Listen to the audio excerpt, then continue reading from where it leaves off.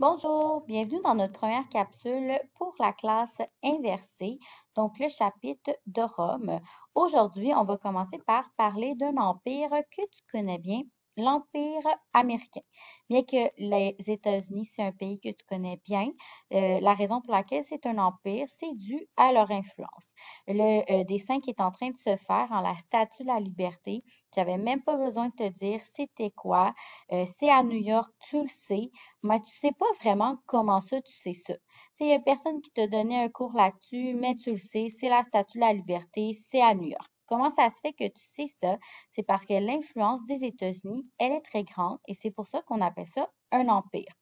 Cette influence-là, elle vient entre autres de la présence des bases militaires des États-Unis présents dans pas mal plusieurs pays. Donc, tous les pays en couleur que tu vois ont des bases américaines sur leur territoire.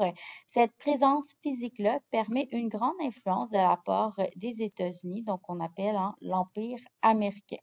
Cette présence physique-là s'accompagne aussi d'une influence économique très puissante, le dollar américain, la bourse américaine. Donc, à chaque fois que l'économie américaine va bien, la plupart du temps, celle de plusieurs autres pays va très bien aussi. Quand ça va mal, ben ça va mal, pas mal partout aussi. Les États-Unis ne sont pas seulement influents dans l'économie ou encore militairement, mais aussi dans plusieurs autres sphères. Ce qui est important de comprendre, c'est qu'il n'y a pas une sphère qui est plus importante que l'autre. Donc, le hamburger, le Big Mac de chez McDo, c'est aussi de l'influence américaine qui fait partie de l'Empire.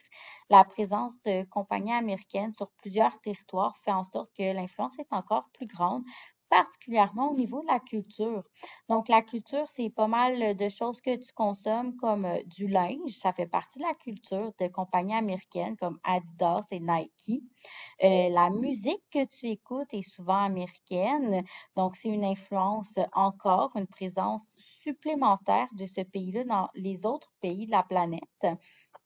Donc, ça agrandit l'influence de ce pays-là à travers la culture. Finalement, les films, Hollywood, c'est un des plus grands producteurs de films qu'on connaisse en ce moment.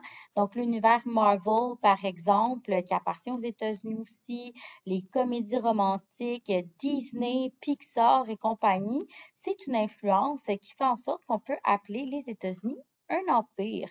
Mais les États-Unis, c'est pas le premier empire qu'on a connu. Oh non, non. Un des plus grands empires qu'on a connus, c'est l'Empire romain. C'est même un des premiers. Rome a été fondée en moins 753. C'était une cité-État, Rome, bien avant de devenir un empire. Selon la légende, Rémus et Romulus auraient été abandonnés à Rome et élevés par une louve. Donc, par la suite, cette cité-État-là s'est agrandie pour devenir un empire. Donc, Rome a décidé d'attaquer plusieurs territoires autour d'eux, comme tu peux le voir sur la carte. Rome, ce n'était que le petit point et c'est devenu tout ce grand territoire-là, à l'exception du vert forêt. Donc, Rome a attaqué ses voisins pour ne pas se faire attaquer en premier et pour prendre le contrôle du commerce particulièrement. Une des grands ennemis, dans le fond, de Rome, c'était Carthage, une ville portuaire d'Afrique du Nord, avec qui Rome avait plusieurs conflits pour prendre le contrôle de la mer Méditerranée.